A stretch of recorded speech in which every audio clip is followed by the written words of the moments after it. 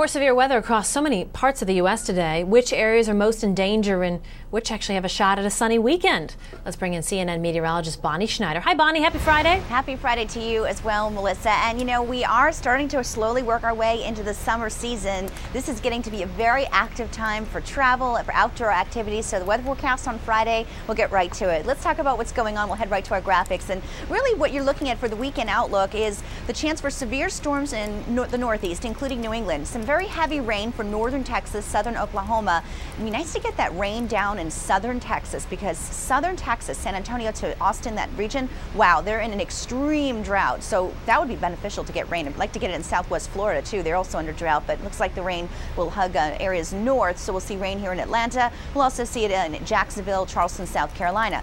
Another big thing to talk about are temperatures. Let's move on to our next graphic. We're looking at some very hot conditions across California and into Arizona. Temperatures will be a 100 plus. Now, as we span further off and head further to the west, you're looking at the eastern Pacific. And if you're wondering why are we showing that, well, today, May 15th, is the start of the eastern Pacific hurricane season. It comes 2 weeks before the Atlantic season. And the reason we don't talk as much, maybe, or you don't hear as much about storms in the eastern Pacific is because generally they move off into the ocean. Almost all of them tend to dissipate into the cooler waters of the Pacific. Occasionally they might hit the Baja coast, they may hit coastal Mexico, but it's something they keep track on as we're now getting very close to even the start of the Atlantic season. The Pacific season runs the same length until November 30th, just like the Atlantic season, and the Atlantic season will begin shortly, June 1st. I'm sure I'll be talking a lot more about that in the weeks to come. All right, let's talk a little bit about travel. It's a busy Friday, and look at all the planes out there, over 5,000 of them on Flight Explorer, and they're all headed somewhere. Hopefully somewhere nice for the weather. We're looking at no delays yet, but I'm anticipating quite a few as we go towards the Northeast into the afternoon. We're going to see delays there. We may see some delays in Dallas and Chicago as well, and possibly into Florida. And you know, we've been talking a lot about severe weather this week. We had destruction in Missouri, a lot of tornadoes popping up in Oklahoma as well, and our own Rob Marciano was storm chasing this week. But we have some great iReports to show you, at least one I want to show you right now. An iReporter who captured this incredible video. Michael Ambrosia chased a few tornadoes in his time, but he said this is the closest he's come so far. He says the storm was probably about 100 yards away from him in Novinger, Missouri.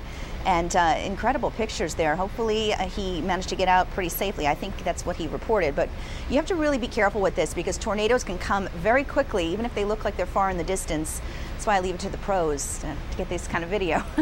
All right, so Melissa, it's been interesting to talk a lot about the severe weather, and we're in the peak of the tornado season. May, on average, brings the most tornadoes than any other month in the year. So we're going to be seeing a lot more, I think, reports of tornadoes and even the possibility of severe weather today in parts of the South and the Midwest. May is the peak. Good to know. You know, Michael also, the iReporter, also admitted he got a bit too close.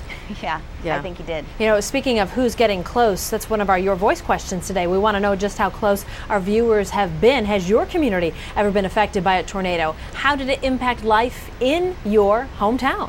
You know, Melissa, I also posted this question on my Facebook page, and I've been getting incredible responses as well. I think that a lot of people, you'd be surprised, in many parts of the country that maybe you don't even think where there are tornadoes, have been impacted. And we have a response I want to read right now. This comes to us from Doris Loft, and Doris says, on March 10th, 1973, a tornado swept through my hometown of Burnett, Texas at 4 a.m. It went through the center of town, causing much damage and destroying the middle school I attended. We had to ride buses 10 miles to a nearby town that had an old schoolhouse we could use until the new school was built. It was the better part of the year. Thankfully, no lives were lost. Wow, that's a great story, Doris. Thank you for sharing. And clearly a day that is so fresh in her mind from 1973. Yeah, and that's what I'd like to hear from everyone that's watching us now. Just click on Your Voice, and maybe it's a recent experience with a tornado warning that came over your community, or maybe it does date back to your childhood, a memory, a strong memory. I don't think you ever forget something like that, Melissa. So I'd love to hear the memories from people about that. Never been through and lived through an earthquake, but never a tornado, thank goodness. Yeah, absolutely. Bonnie, thank you so much. I know you'll be sticking with us throughout the day, giving us up-to-date weather forecast. Absolutely. Appreciate it. Sure.